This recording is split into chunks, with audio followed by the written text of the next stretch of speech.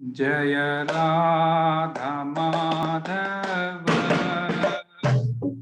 जय कुंज बिहारी जय राधा माधव जय कुंज बिहारी जय गोपीजन वल्लभ जय गिरिवरधारी जय गिरिवरधारी जय गोपीजन वल्लभ जय गिरिवरधारी जय गिरिवरधारी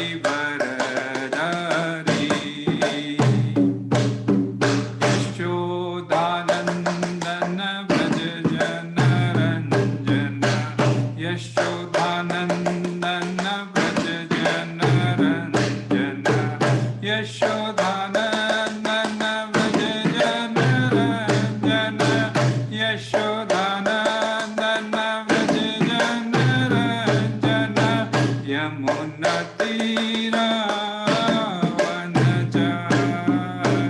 यमुना तीरा वनचारी जय राधा माधव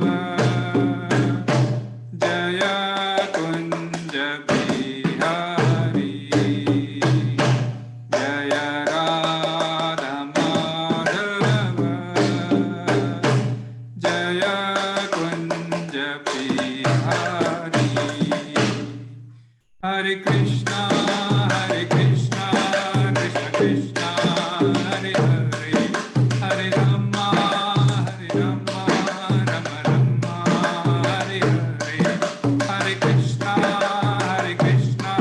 कृष्ण कृष्णा हरे हरे हरे रामा राम राम हरे हरे हरे कृष्ण कृष्ण कृष्ण हरे हरे हरे राम राम हरे हरे हरे कृष्ण कृष्ण कृष्ण हरे हरे हरे राम राम हरे हरे हरे कृष्ण कृष्ण कृष्ण हरे हरे हरे राम राम हरे हरे कृष्ण कृष्ण कृष्ण हरे हरे हरे राम राम हरे हरे जय प्रभुपद जय प्रभुपद जय प्रभुपद श्रील प्रभुपद जय गुरुदेव जय गुरुदेव जय गुरुदेव श्रील गुरुदेव निताय गौर हरि बोल हरि बोल निताय गौर हरि बोल। युगधर भर नाम संकीर्तन की जय। जय ओम विष्णुपाद परमहंस परिव्राजकाचार्य अष्टोत्तर शतमत अभय चरणारविंद ऐसे भक्ति वेदांत स्वामी श्रील प्रभुपाद की जय। कृष्ण कृपा मूर्ति श्रील प्रभुपाद की जय। इस्कॉन फाउंडर आचार्य श्रील प्रभुपाद की जय। जय ओम विष्णुपाद परमहंस परिव्राजकाचार्य अष्टोत्तर शतमत भक्ति सिद्धांत सरस्वती गोस्वामी महाराज प्रभुपाद ठाकुर की जय। अनंत कोटि वैष्णव वृंद की जय। नामाचार्य श्री हरिदास ठाकुर की जय। प्रेम से कहो जय श्री कृष्ण चैतन्य प्रभु नित्यानंद श्री अद्वैत गदाधर श्रीवासादि श्री गौर भक्त वृंद की जय। जय श्री राधा कृष्ण गोपीनाथ श्याम कुंड राधा कुंड गिरी गोवर्धन धाम की जय। वृंदावन मथुरा गोकुल द्वारका धाम की जय। नवदीप मायापुर धाम की जय। पुण्य क्षेत्र जगन्नाथपुरी धाम की जय। गंगा माई की जय। यमुना माई की जय। भक्ति देवी की जय। तुलसी महारानी की जय। सामवेद भक्त वृंद की जय। सभी एकत्रित भक्तों की जय जयकार हो हरे कृष्णा। सभी एकत्रित भक्तों की जय जयकार हो हरे कृष्णा। सभी एकत्रित भक्तों की जय जयकार हो हरे कृष्णा। श्री श्री गुरु और श्री श्री गौरांग की जय। हरे कृष्णा हरे कृष्णा। इस्कॉन बलराम देश द्वारा आयोजित जूम के माध्यम से साप्ताहिक भगवत गीता क्लास में आप सभी भक्तों का स्वागत है। उपस्थित सभी वैष्णवों के चरणों में मेरा दंडवत प्रणाम। मैं कृतज्ञता प्रकट करता हूं मंदिर के कार्यकारिणी समिति का, जिन्होंने आज मुझे अवसर प्रदान किया कि मैं आपके समक्ष भगवान की कथा का गुणगान कर सकूं, जिससे सुनने वालों के साथ साथ मैं अपनी स्वयं की भी शुद्धि कर सकूं। मुझ में इतनी परिपक्वता नहीं कि अगले 45-50 मिनट में भगवत गीता को ग्लोरीफाई कर सकूं, परंतु जो कुछ भी गुरु महाराज की आज्ञा से एवं शिक्षा गुरु के सानिध्य में मैंने अपनी परंपरा में जो कुछ भी सुना है उसको ही दोहराने का प्रयत्न कर रहा हूं। इसमें यदि कोई त्रुटि रह जाए तो सिर्फ यह मेरी और मेरी अपरिपक्वता समझकर मुझे क्षमा कर दीजिएगा। तो चर्चा चल रही है अध्याय 4 और हम आज चर्चा करने वाले श्लोक क्रमांक 22। मैं श्लोक शेयर करता हूं। तो सबसे पहले भगवान को याद कर लेते हैं। ओम नमो भगवते वासुदेवाय। ओम नमो भगवते वासुदेवाय। ओम नमो भगवते वासुदेवाय। नारायणं नमस्कृत्यं नरं चैव नरोत्तमं देवीं सरस्वतीं व्यासं ततो जयमुदीरये। नष्टप्रायेषु भद्रेषु नित्यं भागवत सेवया भगवती उत्तम श्लोकैर्भक्तिर्भवति नैष्ठिकीम्। कृष्णाय वासुदेवाय देवकी नंदनाय च नंदगोपकुमाराय गोविंदाय नमो नमः। गोविंदाय नमो नमः। गोविंदाय नमो नमः। हरे कृष्णा। अध्याय 4 श्लोक क्रमांक 22। यदृच्छालाभसन्तुष्टो द्वन्द्वातीतो विमत्सर समसिद्धावसिद्धौ च कृत्वापि न निबध्यते। यदृच्छालाभसन्तुष्टो द्वन्द्वातीतो विमत्सर समसिद्धावसिद्धौ च कृत्वापि न निबध्यते। यदृच्छालाभसन्तुष्टो द्वन्द्वातीतो विमत्सर समसिद्धावसिद्धौ च कृत्वापि न निबध्यते। हरे कृष्ण। कोई पढ़ना चाहेगा?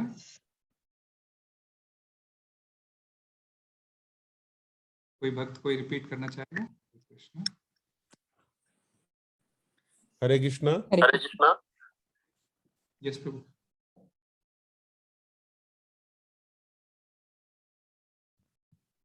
यस प्रभु।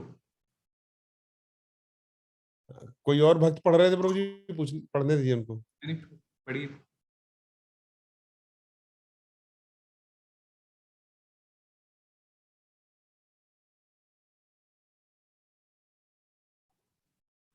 हरे कृष्णा। हरे कृष्णा प्रभु जी। यस। यद्राच्छालाभसन्तुष्टो द्वन्द्वातीतो विमत्सरः समसिद्धावसिद्धौ च कृत्वापि न निबध्यते। हरे कृष्ण। हरे कृष्ण। हरे कृष्ण। यस प्रभु पढ़ना है। यत्रच्छलाभसन्तुष्टो द्वन्द्वातीतो विवत्सरः समसिद्धौ च कृत्वापि न निबध्यते। हरे कृष्ण। हरे कृष्ण प्रभु। Yes. यदृच्छालाभसन्तुष्टो द्वन्द्वातीतो विमत्सरः समसिद्धावसिद्धौ च कृत्वापि न निबध्यते। हरे हरे कृष्ण। कृष्ण। श्रील प्रभुपाद की जय। अनुवाद तात्पर्य ऐसी भक्ति वेदांत स्वामी श्रील प्रभुपाद के द्वारा श्रील प्रभुपाद की जय। जो स्वतः होने वाले लाभ से संतुष्ट रहता है, जो द्वंद्व से मुक्त है और ईर्ष्या नहीं करता, जो सफलता और असफलता दोनों में स्थिर रहता है, वह कर्म करता हुआ भी कभी बंधता नहीं है। तात्पर्य, कृष्ण भावना भावित व्यक्ति अपने शरीर निर्वाह के लिए भी अधिक प्रयास नहीं करता। वह अपने आप होने वाले लाभों से संतुष्ट रहता है। वह न तो मांगता है न उधार लेता है, किंतु यथा सामर्थ्य वह सच्चाई से कर्म करता है और अपने श्रम से जो प्राप्त हो पाता है उसी से संतुष्ट रहता है। अतः वह अपनी जीविका के विषय में स्वतंत्र रहता है। वह अन्य किसी की सेवा करके कृष्ण भावनामृत संबंधी अपनी सेवा में व्यवधान नहीं आने देता, किंतु भगवान की सेवा के लिए वह संसार की द्वैतता से विचलित हुए बिना कोई भी कर्म कर सकता है। संसार की यह द्वैतता गर्मी सर्दी अथवा सुख दुख के रूप में अनुभव की जाती है। कृष्ण भावना भावित व्यक्ति द्वैतता से परे रहता है, क्योंकि कृष्ण को प्रसन्न करने के लिए वह कोई भी कर्म करने में झिझकता नहीं। अतः वह सफलता तथा असफलता दोनों में ही समभाव रखता है। ये लक्षण तभी दिखते हैं जब कोई दिव्य ज्ञान में पूर्ण तरह स्थित हो। हरि ओम तत्सत्। ओम अज्ञानतिमिरान्धस्य ज्ञानाञ्जनशलाकया चक्षुरुन्मिलितं येन तस्मै श्रीगुरुवे नमः। श्रीचैतन्यमनोभीष्टं स्थापितं येन भूतले स्वयं रूप कदा मह्यं ददाति स्वपदान्तिकं।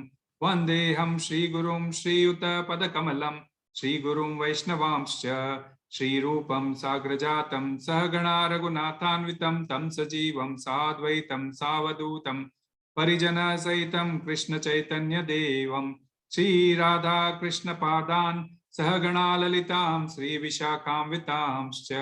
हे कृष्णा करुणा सिंधो दीनबंधो जगत्पते गोपेश गोपिका कांत राधा कांत नमोस्तुते।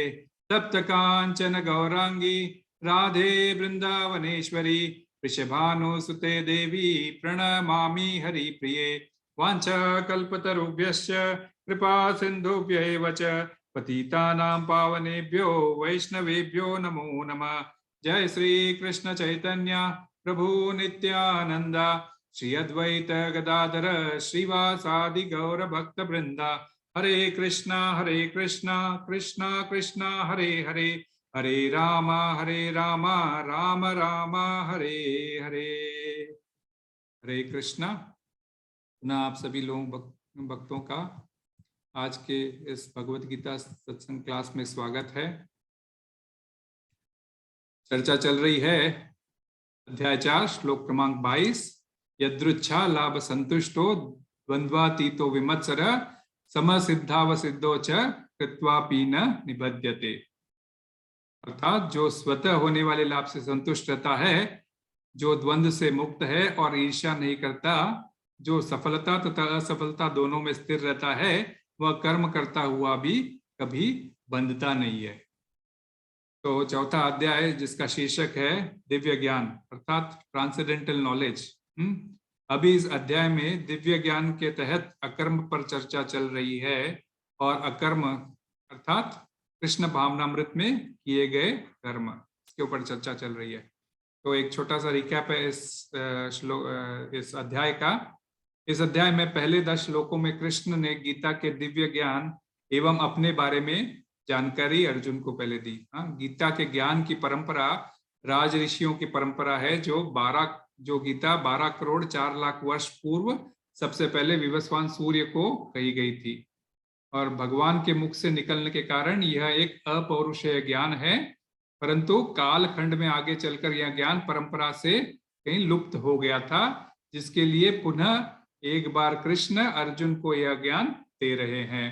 फिर हम देखते हैं अर्जुन का भ्रमित होना और प्रश्न करना एवं कृष्ण द्वारा अर्जुन के भ्रम को दूर करना, जिसमें कृष्ण 5वें श्लोक से लेकर 10वें श्लोक तक अपने बारे में दिव्य ज्ञान, बड़ी कॉन्फिडेंशियल नॉलेज को अर्जुन से शेयर करते हैं, उनके प्रकट होने का कारण बताते हैं एवं ये भी कहते हैं कि जो मेरे आविर्भाव तथा कर्मों के दिव्य प्रकृति को जानता है, दिन जन्म कर्म च मे दिव्यम, वह इस शरीर को छोड़ने पर भौतिक संसार में पुनः जन्म नहीं लेता और वो कहाँ जाता है, अपितु वह सीधा मेरे सनातन धाम को प्राप्त होता है। इस आविर्भाव तथा कर्मों के ज्ञान के तहत वे 10वें श्लोक से 15वें श्लोक तक आगे क्या बताते हैं कि जिस जिस भाव से सारे लोग कृष्ण की शरण ग्रहण करते हैं, उसी के अनुरूप कृष्ण उन्हें फल देते हैं। मनुष्य सकाम कर्मों में सिद्धि चाहते हैं, फलस्वरूप वे देवताओं की पूजा करते हैं, जिनसे सकाम कर्म का फल उन्हें अतिशीघ्र प्राप्त होता है, परंतु साथ ही साथ कर्म का बंधन भी प्राप्त होता है, यह बताते हैं। तो व्यक्ति को कर्म बंधन को प्राप्त ना हो, इसके लिए कृष्ण अर्जुन के थ्रू ज्ञान योग के तहत हमें अकर्म करने की सलाह देते हैं, जिसकी चर्चा 16वें श्लोक से 24वें श्लोक तक मिलती है। हरे कृष्णा, एक सेकेंड ना।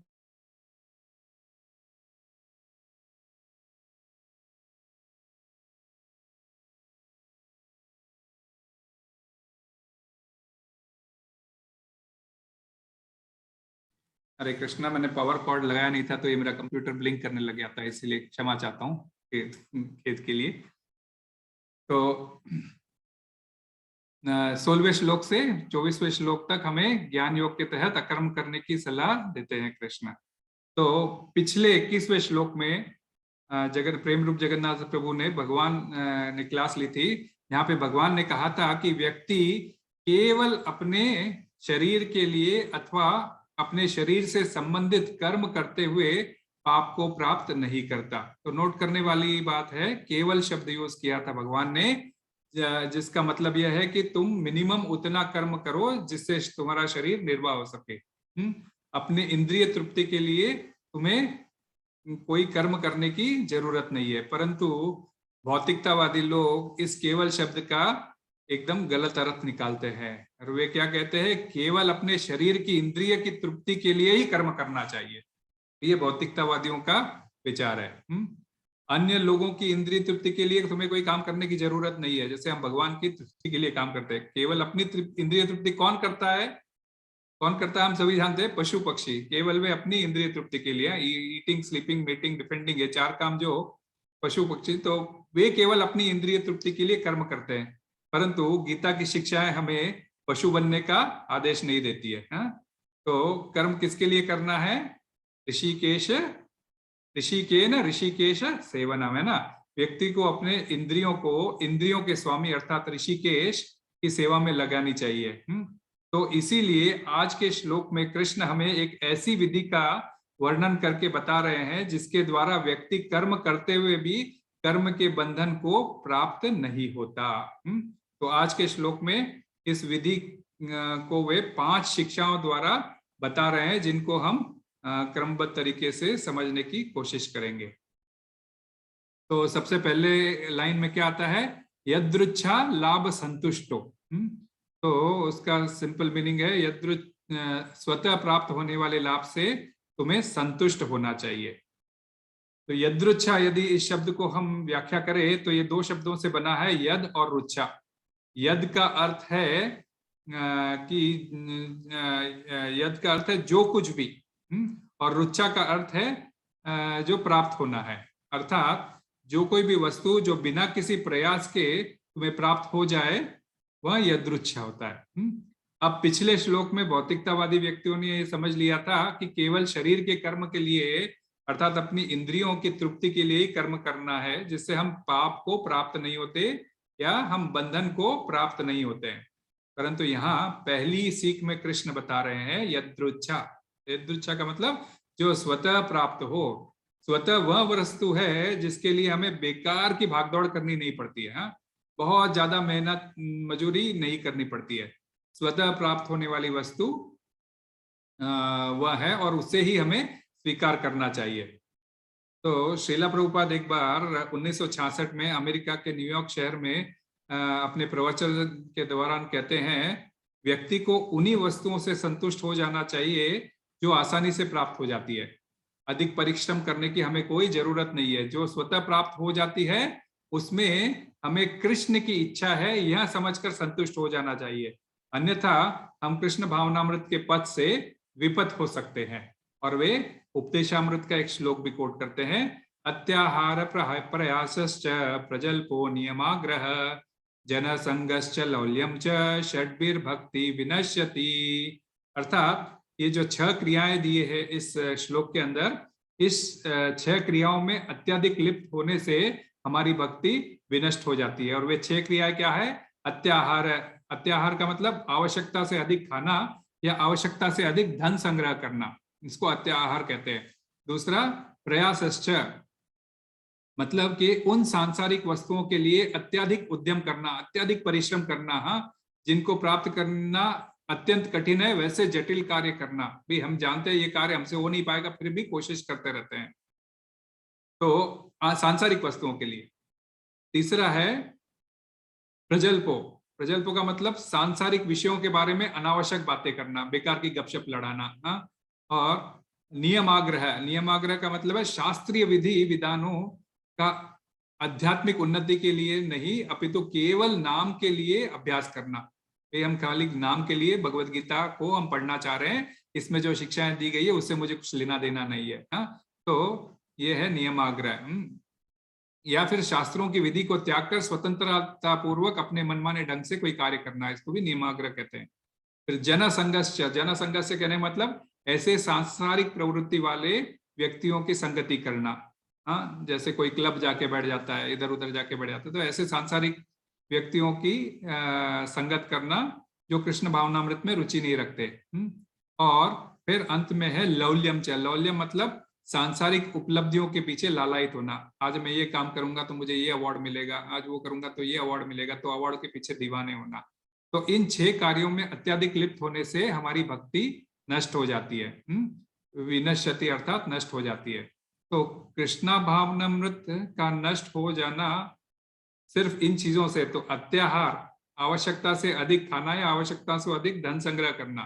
परंतु संसार की समस्या यह है कि व्यक्ति संतुष्ट ही नहीं होता है। हम जब बहरीन आए थे, या फिर कोई भी लोग जो बहरीन आए थे, तो ये सोचकर आए थे कि हम 2 साल रहेंगे, थोड़ा बहुत जो राशि अपने लिए सोची थी जमा कर लेंगे। जैसे उदाहरण के लिए मैं बोलता हूँ, जैसे 1-2 लाख है वैसे जमा कर लेंगे, और जैसी वो जमा हो जाती है हम वापस निकल लेंगे।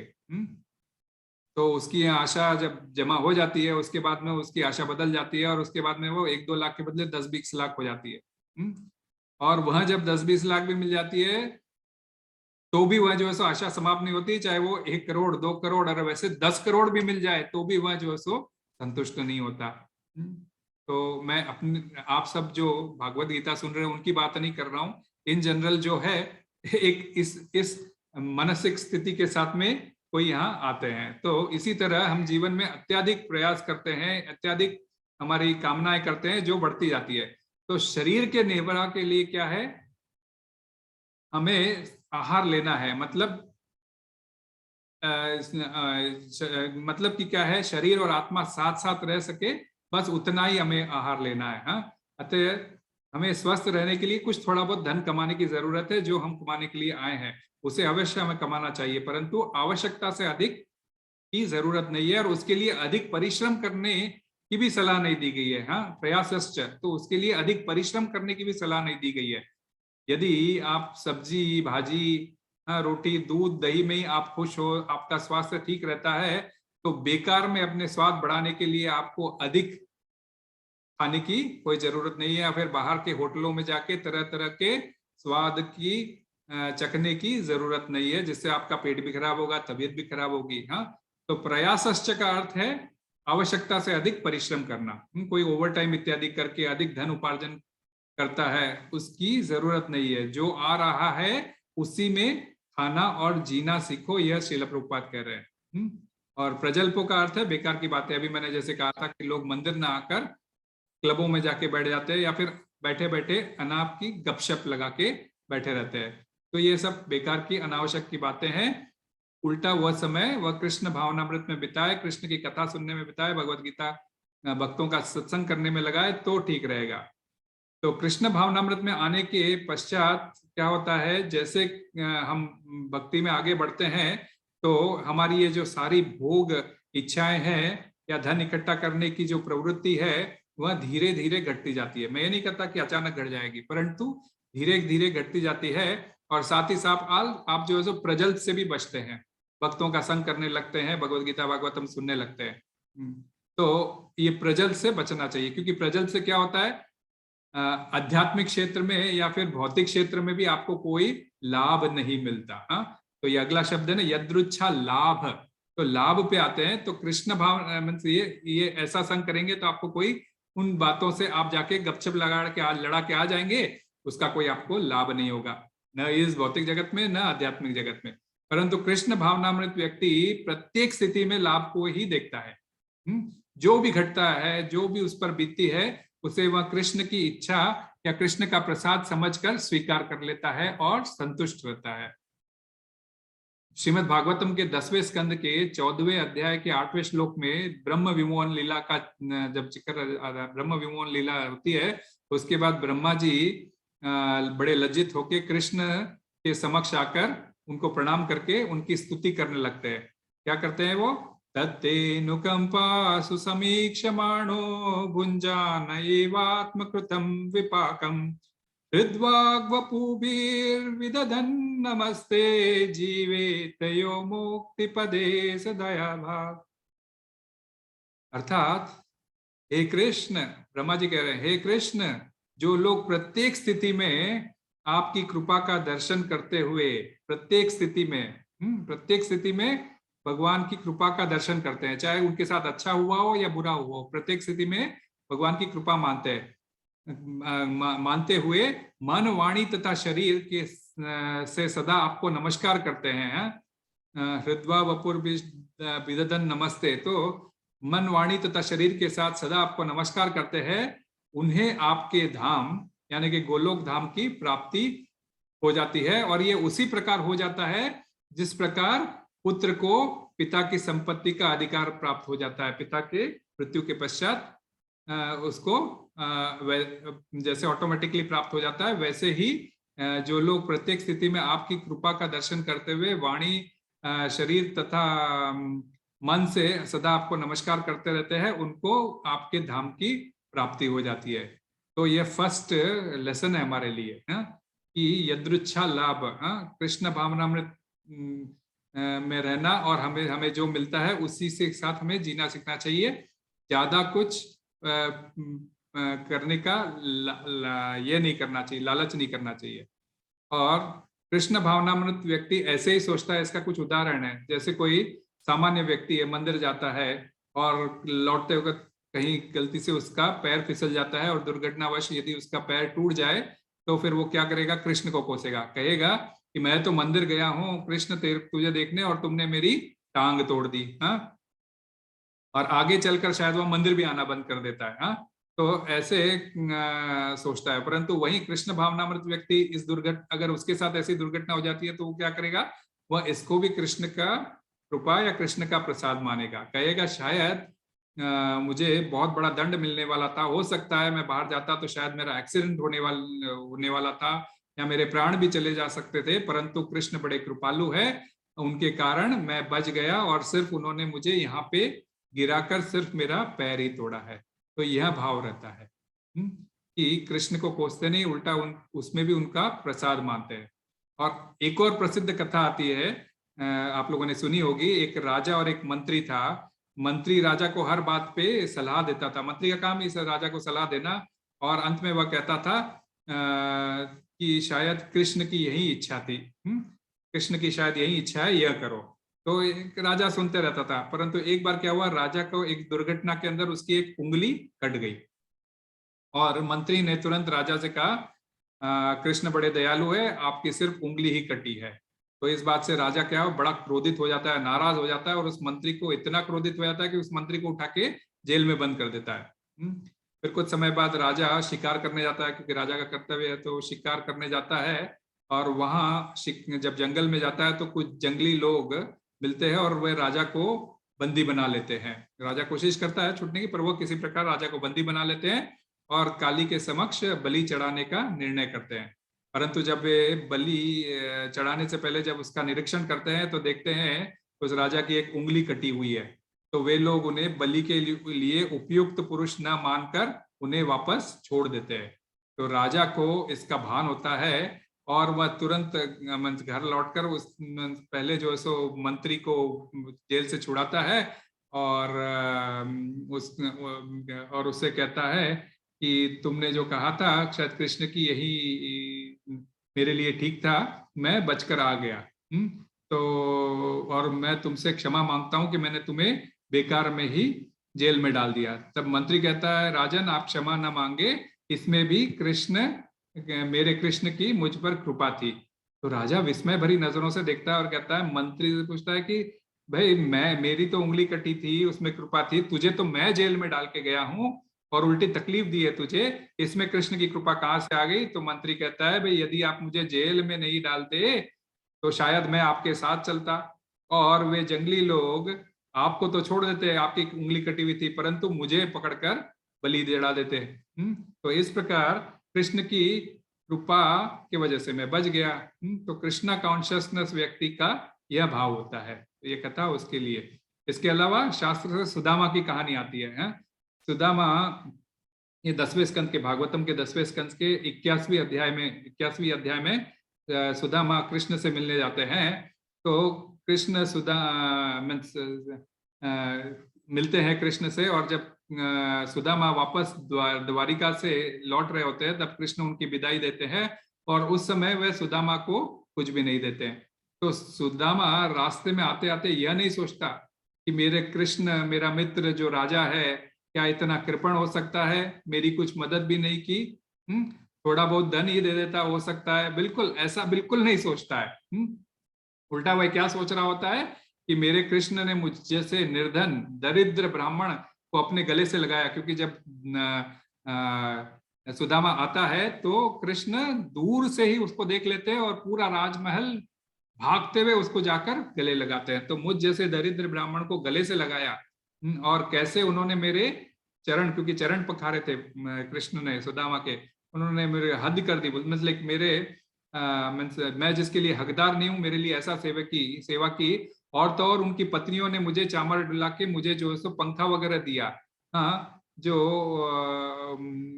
मुझे जो है सो कितना मेरा सेवा की, जो शायद ये देवता लोग भी प्राप्त नहीं कर सकते, वैसा कृपा मैंने प्राप्त की है मेरे मित्र कृष्ण से। और यह सोचते हुए वे जब घर लौटते हैं तो वो देखते हैं कि घर की काया पलट हो गई है, और कृष्ण ने उनको एक अपार संपत्ति प्रसाद के रूप में दे दी है।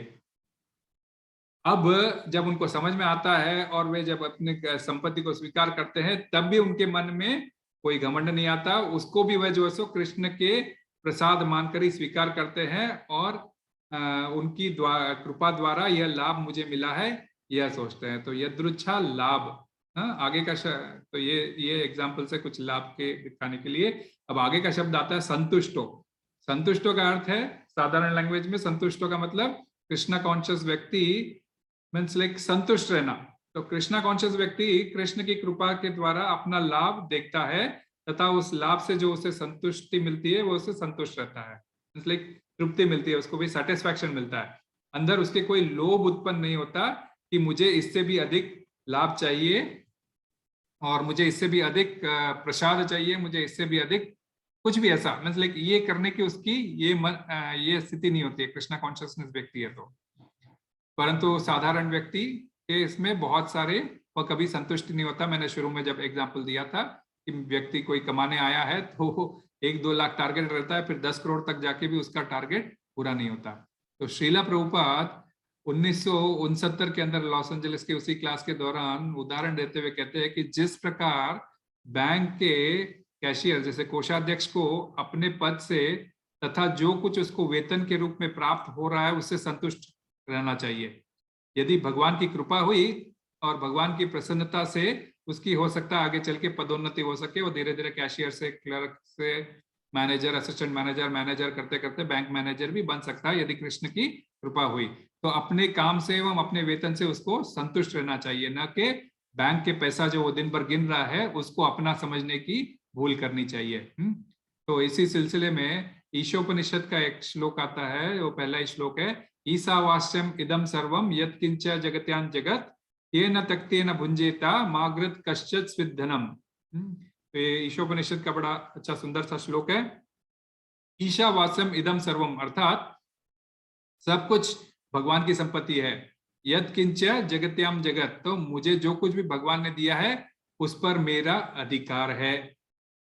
सब कुछ मुझे भगवान की संपत्ति है और जो कुछ मुझे भगवान ने दिया है उस पर मेरा अधिकार है। तेन त्यक्तेन भुंजिता, जो कुछ तुम्हें प्राप्त नहीं हुआ है, जो कुछ भी तुम्हें प्राप्त हुआ है उससे तुम संतुष्ट रहो। तेन त्यक्तेन भुंजिता का मतलब तुम्हें जो कुछ भी मिला है उससे तुम संतुष्ट रहना सीखो। माग्रत कश्चित स्विद्धनम, दूसरों की संपत्ति पर हाथ मत डालो, दूसरों की संपत्ति पर नजर मत डालो, उनकी प्रॉपर्टी मत छीनो। तो इस प्रकार यदि कोई संतुष्ट है तो कोई भी क्यों चोरी चकारी करेगा। तो यह कृष्ण भावनामत आंदोलन सर्वव्यापी है, चाहे इसको सामाजिक दृष्टि से देखो, चाहे राजनीतिक दृष्टि से देखो, चाहे धार्मिक दृष्टि से, या वैज्ञानिक दृष्टि से देखो, या किसी चिंतन की दृष्टि से देखो, जिस प्रकार भी देखो, ये जो है सो सर्वव्यापी है, इसमें कोई त्रुटि नहीं है। जिस प्रकार चंदन की लकड़ी कितना भी आप रगड़ोगे, चंदन हर शुक्रवार को मंदिर में भक्त लोग रगड़ते हैं, तो वह सुगंधि फैलाती है।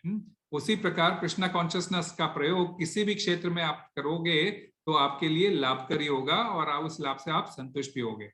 तो यदृच्छा लाभ संतुष्टो, अगला लाइन आता है, अगला शब्द आता है द्वंद्वातीतो विमत्सर। तो द्वंद्वातीतो, ये बड़ा अच्छा इंपॉर्टेंट वर्ड है, और ये एक हमारे लिए बहुत अच्छा इंपॉर्टेंट लेसन भी है। अर्थात द्वंद्व से ऊपर उठो, द्वंद्व से ऊपर उठो, ये हमारे लिए दूसरा लेसन भी है। द्वंद्व का अर्थ है परस्पर विरोधी भावों का जोड़ा।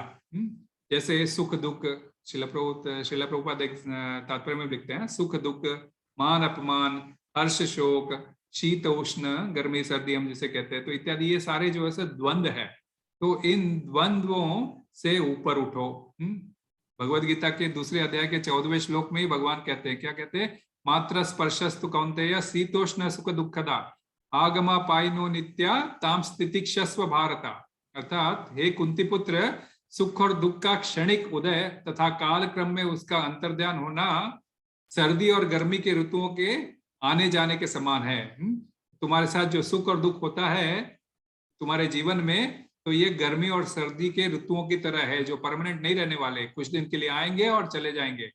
हे भरतवंशी, बोल तो हे अर्जुन, वे इंद्रिय बोध से उत्पन्न होते हैं, वे आपके इंद्रिय की इच्छाओं से बोध से उत्पन्न होते हैं, और मनुष्य को चाहिए कि वे अविचल भाव से इसको सहन करना सीखे। तो ये द्वंद्वों को हमें सहन करना सीखना चाहिए, कृष्ण स्वयं दूसरे अध्याय में कह चुके हैं। और इस विधि के अंदर उन्होंने सेकंड पॉइंट के तहत हमें समझाया है कि हम किस तरह कर्म बंधन में नहीं फंसेंगे। ये सब उस प्राप्ति की विधि के लिए ये हमारे लेसन्स है। तो कृष्ण भावनामृत वाला व्यक्ति कृष्ण की सेवा करते हुए कभी भी द्वंद्वों से मुक्त रहता है। उदाहरण मीन्स लाइक, कभी भी वैसा है सुबह 4 बजे, चाहे उसको गर्मी में उठना पड़े, चाहे कड़कती सर्दी में उठना पड़े, वह जरूर उठेगा और भगवान की सेवा के लिए यदि जाना है तो उसको जाएगा। कोई द्वंद्व से उसको कोई फर्क नहीं पड़ने वाला है। और इसका एक और वह कुछ भी करने के लिए भगवान के लिए तैयार रहता है। सर्दी गर्मी तो बहुत मामूली बात है।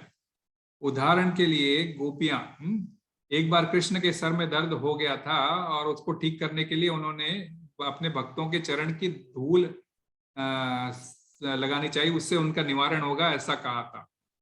अब ऐसा कौन करेगा जो अपने चरणों की धूल भगवान के सर पर लगाएगा? यदि कोई ऐसा करता भी है तो उसको नरक की प्राप्ति होगी। तो नारद मुनि ढूंढते रहते हैं कि कौन सा ऐसा भक्त नरक को जाने का रिस्क ले सकता है, उसके लिए तैयार है, परंतु उनको कोई नहीं मिलता। जब गोपियों को यह पता चलता है कि कृष्ण को उनके भक्तों की धूल चाहिए, तो वे नरक की प्राप्ति की परवाह न करते हुए अपने चरण के धूल को, अपने चरण की रज को कृष्ण के सर पर लगाने के लिए पहुंच जाती है।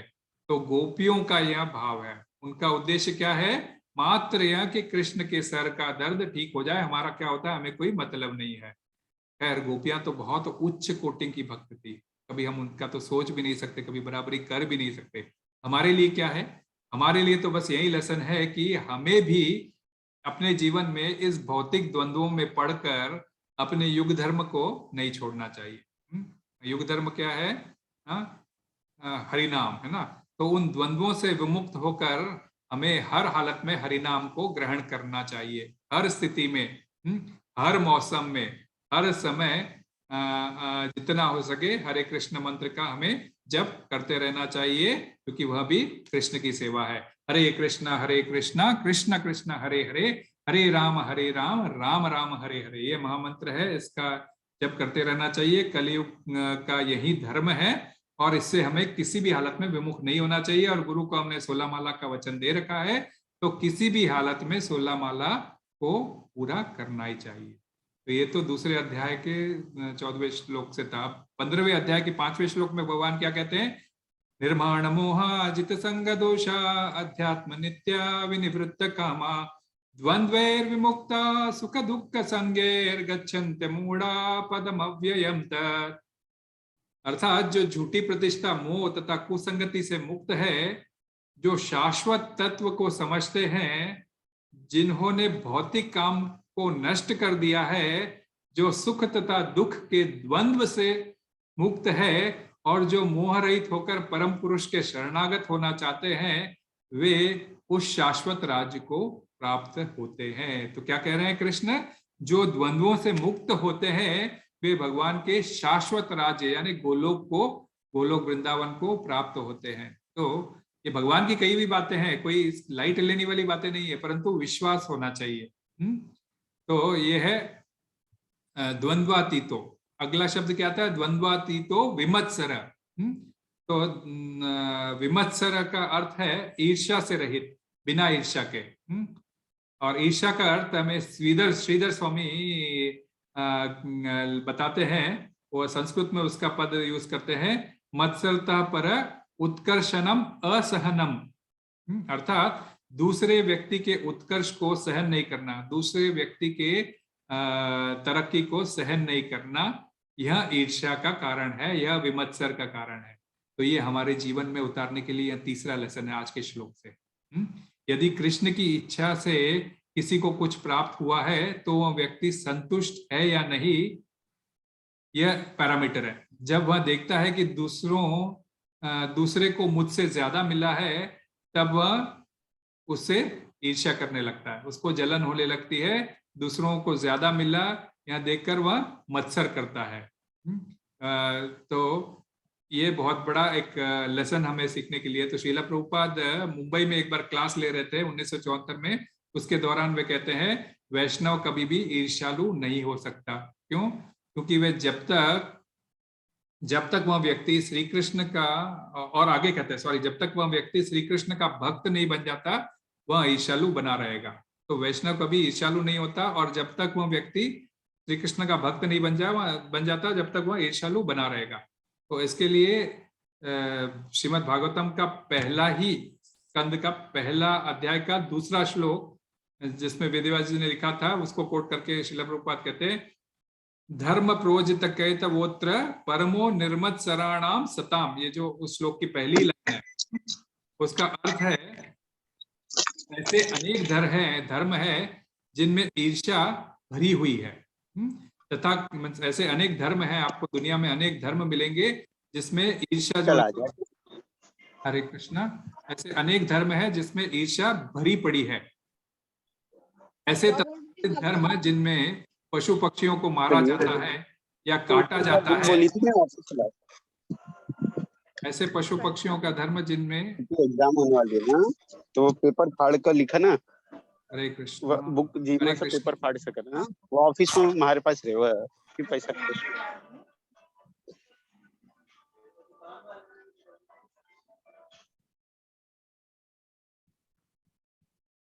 हरे कृष्णा, व्यवधान के लिए क्षमा चाहते हैं।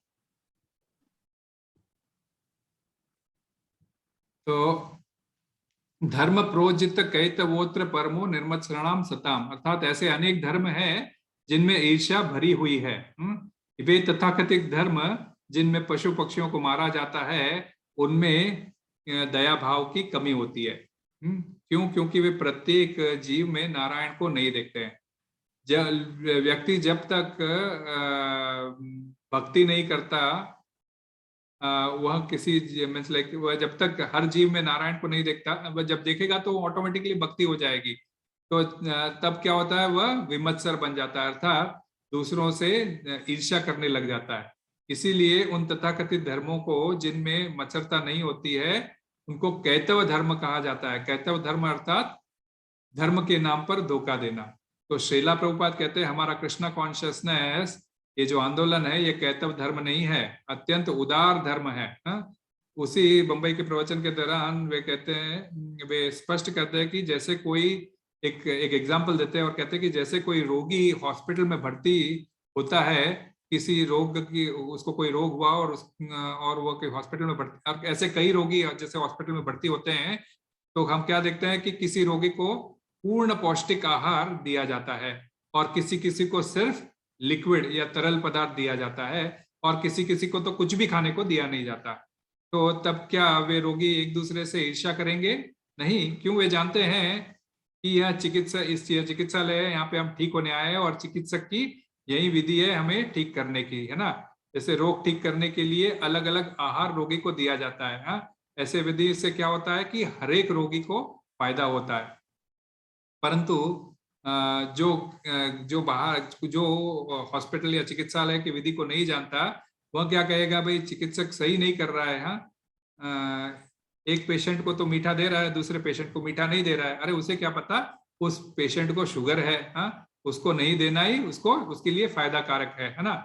तो ठीक वैसे ही कृष्ण ने जो कृष्ण जो हमारे परम चिकित्सक है, किसी को रूखी सूखी रोटी दे रहे हैं या किसी को पौष्टिक आहार दे रहे हैं, हाँ, बस इसमें हमें विमत्सर होने की इसमें जरूरत नहीं है, हाँ। वे जानते हैं किसको क्या सही है, हाँ। तो यही अर्थ है यदृच्छा लाभ संतुष्टो का, हाँ? यदृच्छा लाभ संतुष्टो द्वंद्वातीतो विमत्सर, इसका अर्थ यही निकलता है। इसीलिए हम देखते हैं कृष्णा कॉन्शियसनेस में, या फिर ये कृष्णा कॉन्शियसनेस में हमने ये प्रिंसिपल ही बना दिया है कि जो भी व्यक्ति अपने सैलरी से थोड़ा बहुत कुछ को भगवान की सेवा में देता है, उसके माध्यम से हम जो है सो प्रसाद वितरित करते हैं। तो इसीलिए कहते हैं कि धनी व्यक्ति को चाहिए कि वह कृष्ण भावनामृत आंदोलन के माध्यम से निर्धनों को प्रसाद वितरित करे। ऐसे ही पैसे न दे खाना खाने के लिए, बल्कि प्रसाद वितरित करे। और निर्धन व्यक्तियों को चाहिए कि वे भगवान की कृपा समझकर उस प्रसाद को ग्रहण करें। उन्हें जो है सो धनवानों से ईर्ष्या नहीं होनी चाहिए, तभी लोग प्रसन्न रहेंगे और संपन्न भी रहेंगे। पांडवों का एग्जाम्पल ले लीजिए। पांडवों के साथ कितने अन्याय हुए। दुर्योधन और धृतराष्ट्र का भी पांडवों के प्रति कितना मत्सर था, हाँ? पहले के श्लोक में धृतराष्ट्र उवाच धर्म क्षेत्र, उसी में धृतराष्ट्र जो है सो अपने पुत्रों को पांडवों के पुत्रों से अलग करता है, क्योंकि उसके मन में मत्सर था पांडवों के प्रति। फिर भी युधिष्ठिर ने हर समय धृतराष्ट्र का सम्मान किया, हाँ? उनसे कभी भी ईर्ष्या नहीं की, हाँ? इवन युद्ध के बाद भी उनको वो जो है सो अपने ताऊ को जो है सो कभी भी वह बिठाए रखता था, उनसे सलाह मशवरा करता था और काफी उनका देखरेख करता था। तो यही कृष्ण भावनामत व्यक्ति की निशानी है। तो ये पहली लाइन हुई। अब दूसरी लाइन पर आते हैं। समसिद्धो असिद्धो च, अर्थात सफलता और असफलता में भी व्यक्ति को समान रहना चाहिए। तो यह चौथी शिक्षा हमारे लिए कि शिला प्रभुपाद कहते हैं कि यदि आप कृष्ण के लिए कार्य कर रहे हैं तो यह कृष्ण की इच्छा है कि कार्य में आप सफल होंगे या नहीं। असिद्धों का एक मतलब है कि आप सोचिए मत, ना, आप ऐसा मत सोचिए, ऐसा मत सोचिए कि आप कृष्ण भावना भावित है तो आप 100% सफल होंगे। नहीं, आप कृष्ण भावना भावित है, आपको कोई प्रॉब्लम्स नहीं आएगी। नहीं, आपका सफल होना या नहीं होना केवल कृष्ण की इच्छा पर निर्भर होता है। इसीलिए सफलता से प्रसन्न और असफलता से निराश होने की हमें जरूरत नहीं है। कर्म करना हमारे हाथ में है, परंतु कर्म के परिणाम हमारे हाथ में नहीं है। हम दूसरे अध्याय में हम समझ चुके, कर्मण्येवाधिकारस्ते मां फलेषु कदाचन मां कर्म फल हेतुर्भोर माते संगो स्वकर्मणि। इस श्लोक को मुझे समझाने की जरूरत नहीं है, परंतु यही है कि कर्म करना हमारे बस में है और उसका परिणाम हमारे बस में नहीं है। तो हम देखते हैं सामान्य व्यक्ति सफलता प्राप्त करता है तो अत्यंत हर्षित होता है, हाँ? और असफलता प्राप्त करता है तो अधिक दुखी हो जाता है। भगवद गीता के 18वें अध्याय के 26वें और 27वें श्लोक में भगवान सतोगुणी और रजोगुणी व्यक्ति के कर्म के बारे में वर्णन करते हैं। तो 27वें श्लोक में वे रजोगुणी व्यक्ति के कर्म का वर्णन करते, कहते क्या कहते हैं? रागी कर्म फल प्रेप्सुर लब्धो हिंसात्मको शुचि हर्ष शोकान्वित कर्ता राजस परिकीर्तित। अर्थात जो कर्ता कर्म करने वाला कर्म तथा कर्म फल के प्रति आसक्त होकर फलों को भोग करना चाहता है तो वह लोभी, सदैव ईर्ष्यालु, अपवित्र और सुख दुख से विचलित होने वाला है, वह राजसी कहलाता है। तो राजसी व्यक्ति में ऐसा गुण पाए जाते हैं। ठीक इसके विपरीत 26वें श्लोक में क्या कहते हैं? मुक्त संगो अहंवादी धृत्युसाह समन्वित सिद्ध सिद्ध्यो निर्विकार कर्ता सात्विक उच्यते। अर्थात जो व्यक्ति भौतिक गुणों के संसर्ग के बिना अहंकार रहित संकल्प तथा उत्साह पूर्वक अपने कर्म करता है और सफलता अथवा असफलता में अविचलित रहता है तो वह सात्विक कर्ता कहलाता है। तो अब कृष्ण भावना भावित व्यक्ति सफलता और असफलता में समान रहता है क्योंकि वह कभी भी सत्वगुण में रहना चाहता है। इतना सफल हो पाता है कितना नहीं, यह वापस कृष्ण पर निर्भर है और आपकी कर्म करने की क्षमता पर निर्भर है कि आप कितना मेहनत करते हो ताकि आपको आध्यात्मिक फायदा मिल सके। तो कृष्ण कॉन्शियस में सफलता प्राप्त करने के एग्जाम्पल कौन है?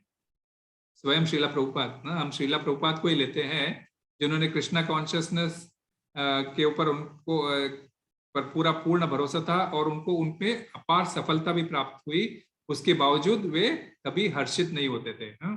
जिस समय श्रीला प्रभुपाद विदेशों में कृष्ण भावनामृत आंदोलन को फैला रहे थे तथा शिष्यों तथा आशा से भी अधिक जब कृष्ण भावनामृत आंदोलन फैल रहा था, तब उनके एक शिष्य ने उनसे कहा कि यह अत्यंत हर्ष की बात है श्रीला प्रभुपाद कि आपकी वजह से हम प्रगति कर रहे हैं। तो श्रीला प्रभुपाद आपके नियंत्रण से ही यह सब कुछ हो पाया है और हमें यह सफलता मिल रही है। तब श्रीला प्रभुपाद उत्तर देते हैं, मैं तो केवल अपने गुरु के आदेशों का पालन कर रहा हूँ। ये सफलता के पीछे मेरा कुछ हाथ नहीं है। जो कुछ भी सफलता प्राप्त हो रही है वह सिर्फ और सिर्फ चैतन्य महाप्रभु की इच्छा से पहले ही निश्चित हो चुकी है, ये क्रेडिट उनका है। तो श्रीला प्रभुपाद ने इतना आंदोलन खड़ा किया, उन्होंने रंच मात्र भी क्रेडिट नहीं लिया और वह सारा क्रेडिट उन्होंने किसको दिया? अपने गुरु को एवं चैतन्य महाप्रभु को दिया। वैसे तो ये सफलता का एग्जाम्पल है। असफलता के एग्जाम्पल में असफलता होती है तो क्या होता है? मनुष्य शोकग्रस्त हो जाता है। तो उसका एग्जाम्पल है अर्जुन। अर्जुन ने शुरू के इसमें शोकग्रस्त हुआ था, भगवत गीता सुनने के बाद वो एकदम तैयार हो गया था, परंतु अपने जीवन में उन्होंने कभी भी युद्ध में पराजय या असफलता को प्राप्त नहीं हुआ था। जहां पर भी गया था वह जीत कर ही आया था। यहाँ तक कि महाभारत का युद्ध भी वह सफल हुआ था। परंतु एक समय था जिस समय यदुवंशियों का विनाश हो गया था और श्री कृष्ण अपने परम धाम को चले गए थे। उस समय अर्जुन द्वारिका जाकर यदुवंशियों की अनाथ स्त्रियों को हस्तिनापुर की ओर लेकर आ रहा था। तभी क्या होता है, रास्ते में जंगल के सामान्य लुटेरे उन स्त्रियों को लूटने आ जाते हैं और अर्जुन ने अपने तरकश से बाण निकाले और चलाए, परंतु उनके तरकश में जो भी बाण थे वे सभी समाप्त हो गए। वे एक्चुअली उनका तरकश कैसा था, वह कभी समाप्त नहीं होने वाला तरकश था, परंतु एक ही क्षण में वह समाप्त हो गया और अर्जुन के देखते देखते वे मालेच्छ लुटेरे उन स्त्रियों को लूट कर ले गए। तब अर्जुन ने मन ही मन में इसे श्री कृष्ण का विधान समझा। उनके अस्त्र शस्त्र का ज्ञान उनसे लुप्त हो गया था, एकदम बेतहाशा हो गया था और उनके बाण क्षय हो गए थे। यद्यपि वह उदास हुआ था परंतु वह शोकग्रस्त नहीं हुआ था, जिनसे कि आगे कुछ और भी कार्य न कर सकते। जब कोई व्यक्ति शोकग्रस्त होता है तो वो सब कुछ कार्य छोड़कर बैठ जाता है। तो उन्होंने, जैसे शुरू में अर्जुन शोकग्रस्त हुआ था और वह अपना गांडीव संस्तते हस्तात् गांडीव को छोड़कर रथ के ऊपर बैठ जाता है कि मैं युद्ध नहीं करूंगा। तो अर्जुन बाद में कभी शोकग्रस्त नहीं हुआ। भगवद गीता की सुनने के बाद, कथा सुनने के बाद वह कभी शोकग्रस्त नहीं हुआ। और कृष्ण की सेवा करता रहा। कृष्ण जो एडवाइस करके गए थे उसके ऊपर वह अविचल रहा। यदि वह उदास या शोकग्रस्त होता तो कृष्ण की सेवा में उसको डेफिनेटली बाधा पहुंचती। तो कोई एक एग्जाम खाली समझाने के लिए मैं कह रहा हूँ, कोई पूछ सकता है भी ये कैसे संभव हुआ कि यदुवंशी की स्त्रियों को मालेच्छ लोग लुटेरे लूट कर लेके चले गए? कृष्ण का क्या प्लान था?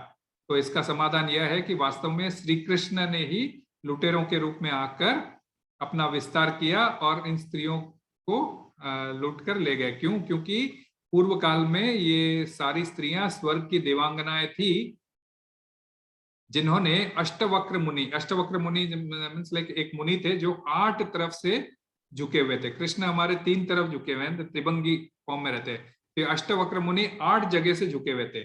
तो उस मुनि के कुरूप शरीर को देखकर वह सारे हंसने का हंसने लगी और उन हंसी को देखकर अष्टवक्र मुनि ने उनको श्राप दे दिया कि तुम्हारा अपहरण कुरूप लुटेरों द्वारा होगा।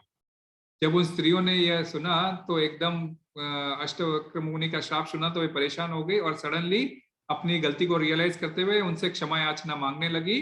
तब मुनि ने प्रसन्न होकर उन्हें श्री कृष्ण की पत्नियों बनने का वरदान दिया। तो मुनि के श्राप को सत्य करना था, इसके लिए श्री कृष्ण ने यह लीला की और उन सुंदर स्त्रियों का अपहरण कर लुटेरों के रूप में जाके उन्होंने ये किया। तो ये हुआ अपना चौथा समरी। अब आखिरी शिक्षा आती है। श्लोक की अंतिम लाइन है कृत्वा अपि न निबध्यते, अर्थात वह कर्म करने पर भी कर्म से नहीं बंधते। तो इन 4 कर्मों को, किनको, ये 5वां लेसन अंतिम लेसन है, इसमें कर्म से हम नहीं बनते। कब, कौन लोग नहीं बनते? जो इन ऊपर की शिक्षाओं को अपने जीवन में उतारते हैं। हाँ, तो ये जो चारों शिक्षाएं हमने ऊपर सुनी है, उनको अपने जीवन में जो उतारते हैं वे कर्म बंधन में नहीं उतरते। तो श्रीला प्रभुपाद कहते हैं क्योंकि कर्म का नियम इतना अधिक सूक्ष्म है कि प्रत्येक कर्म का एक बड़ा लेखा जोखा होता है, परंतु यदि आप इस प्रकार कृष्ण भावनामृत में जीवन लगाएंगे और आपके कर्म आपको कभी भी नहीं बांधेंगे। अन्यथा थोड़ा सा भी कर्म कृष्ण भावनामृत से बाहर होगा तो वह कर्म बंधन हमें उत्पन्न करेगा और इसी कर्म बंधन के कारण हमें बारंबार शरीर परिवर्तन करना होगा, बारंबार हमें जीना होगा और बारंबार मरना होगा। तो ऐसे बारंबार जीने मरने में हमें क्या सुख मिल सकता है? तो यदि आप कुछ ऐसी व्यवस्था कर पाए कि आप नहीं मरोगे, या साइंटिस्ट कुछ ऐसा ढूंढ पाए कि आप नहीं मरोगे, तो कुछ इसमें थोड़ा बहुत सुख समझा जा सकता है, परंतु हम सभी जानते हैं कि यह संभव नहीं है। मृत्यु हरेक की आनी ही है। ये जगत ही नश्वर है। अतः हमें कृष्ण भावनामृत के विकास का प्रयास करते रहना चाहिए ताकि हम अंत में मुक्त हो सके। कभी कभी हम देखते हैं जादूगर का खेल, कि जादूगर अपने जादू से किसी भी वस्तु को बिल्कुल गायब कर सकता है, परंतु उसके पास ऐसा कोई जादू नहीं होता जिससे वे अपने कर्म के बंधनों को या अथवा किसी अन्य व्यक्ति के कर्म के बंधनों को गायब करके दिखा सके। परंतु कृष्ण ऐसे महान जादूगर है, वे कर सकते हैं। कृष्ण भावनामृत की विधि जो ये बतलाई है उन्होंने, ये ऐसा जादू है कि व्यक्ति के सभी प्रकार के कर्म के बंधन गायब हो जाते हैं। यह विधि इसीलिए बताई गई है। तो यह 5 शिक्षाएं आज के श्लोक में मिलती है। इसको पूर्ण करने से पहले हम एक बार समरी पॉइंट्स थोड़ा रिकैप कर लेते हैं कि आज की क्लास में हमने पहले 4थे अध्याय में अभी तक के श्लोकों का ब्यौरा समझा, फिर पिछले श्लोक से कनेक्शन समझा जहां कृष्ण कहते हैं केवल अपने शरीर से संबंधित कार्य करते हुए व्यक्ति पाप को प्राप्त नहीं होता, और हमने भौतिकतावादी के लोगों की गलत सोच के बारे में भी जिक्र किया कि केवल का अर्थ केवल शरीर को इंद्रिय तृप्ति के लिए ही कर्म करना चाहिए जो पशु पक्षी करते आए हैं, परंतु गीता में पशु पक्षी बनने का आदेश नहीं देती है। इसीलिए आज के श्लोक में कृष्ण उन भौतिकतावादी लोगों की समझ को स्पष्ट करने के लिए हमें 5 प्रकार की शिक्षाओं के जरिए हमें निर्देश देते हैं, जिससे कृष्ण भावनामृत जिनको करने से हम कृष्ण भावनामृत में करने से हमें कर्म बंधन की प्राप्ति नहीं होती है। और वे शिक्षाएं क्या है? स्वतः प्राप्त होने वाले लाभ से संतुष्ट होना सीखो, यदृच्छा लाभ संतुष्ट हो। और इस शिक्षा को हमने कुछ उदाहरणों के साथ समझा, जिसमें उपदेशामृत का दूसरा श्लोक अत्याहार प्रयास से शामिल था, भगवान का भागवतम का श्लोक तत्तेनुकंपा सूक्ष्म मानव शामिल था, और व्यक्ति के मंदिर से सीढ़ियों से गिरने की कथा एवं राजा और मंत्री की कथा जिसमें राजा की उंगली कट जाती है, सुदामा और कृष्ण के बीच का आदान प्रदान के उदाहरण से, एवं अंत में ईशोपनिषद के पहले श्लोक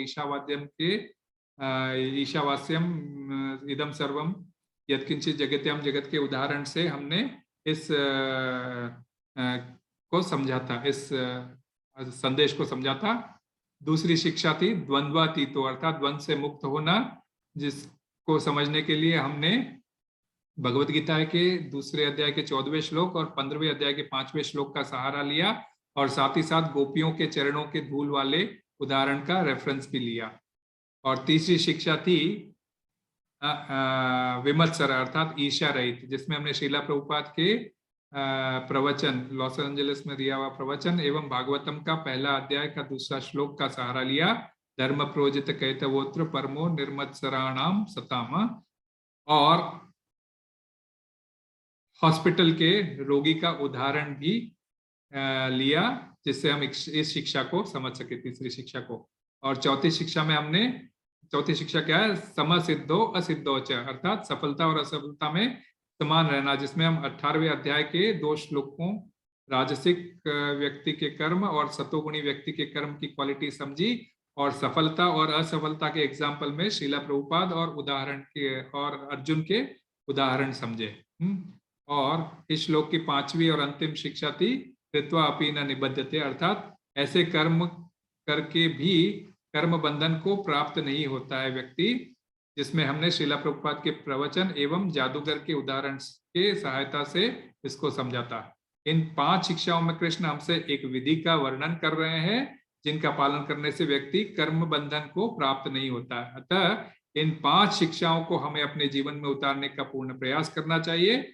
इसी के साथ मैं अपनी वाणी को यहाँ विराम देता हूँ। श्रीला प्रभुपाद की जय, गुरुदेव महाराज की जय। तो किसी भक्त का या किसी कोई व्यक्ति का कुछ टिप्पणी हो तो आप कर सकते हैं, या फिर किसी की कोई जिज्ञासा हो तो आप जिज्ञासा पूछ सकते हैं। यदि जहाँ तक मैं समझ में आए, मुझे समझ में आएगा तो मैं समझाऊंगा, अन्यथा मेरे यहाँ शिक्षा गुरु और अधिकारी है जो इसको समझाने का प्रयत्न करेंगे। हरे कृष्णा। श्रीला प्रभुपाद की जय, गुरुदेव महाराज की जय।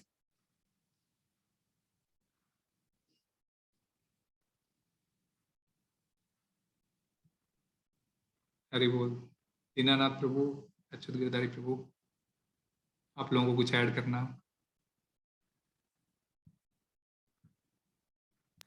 आप Very wonderful class. No need to add, Prabhu. हरे कृष्णा। तो भक्तों को यदि कोई जिज्ञासा नहीं है, ब्रजनारायण प्रभु कुछ बोल रहे हैं? प्रभु हरि बोल प्रभु जी, हरि हरि हरि बोल। वंडरफुल क्लास प्रभु जी, रियली। गुरु महाराज की जय। ऐसा 5 मिनट के लिए बैठ, पूरा फूल गई, बैठ गई।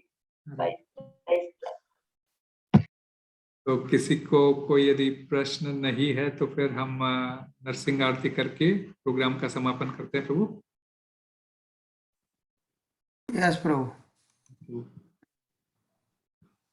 बोलो श्री विघ्न विनाशक नरसिंह देव भगवान की जय। भक्तराज प्रहलाद महाराज की जय। नमस्ते नरसिंहाय प्रहलाद लाददायिने हिरण्यकशिपुर्वक्षः शीलटङ्कानखालाय इतो नरसिंहा परतो नरसिंहा यतो यतो यामि ततो नरसिंहा काहे नरसिंहा हृदये नरसिंहा नरसिंहा मदिं शरणं प्रपदे तव कर कमलवरे नखा अद्भुत श्रृंगा दलिता हिरण्यकशिपुतनुभृंगा केशवदीता नररिरूपा जय जगदीश हरे जय जगदीश हरे जय जगदीश हरे। जय नरसिंहदेव जय नरसिंहदेव जय नरसिंहदेव जय नरसिंहदेव जय भक्त प्रहलाद जय भक्त प्रहलाद जय भक्त प्रहलाद जय भक्त प्रहलाद जय प्रभुपदा जय प्रभुपदा जय प्रभुपदा श्रील प्रभुपदा जय गुरुदेवा जय गुरुदेवा जय गुरुदेवा श्रील गुरुदेवा। उग्रं वीरं महाविष्णुं ज्वलन्तं सर्वतोर्मुखं नरसिंहं भीषणं भद्रं मृत्युर्नमाम्यहम्। जय नरसिंहा श्री नरसिंहा जय जय श्री नरसिंहा जय प्रहलादेशा जय पद्ममुखा जय पद्मवृक्षा। बोलो श्री विघ्न विनाशक नरसिंह देव भगवान की जय। भक्तराज की जय। श्रील प्रभुपाद की जय। गुरुदेव महाराज की जय। जय।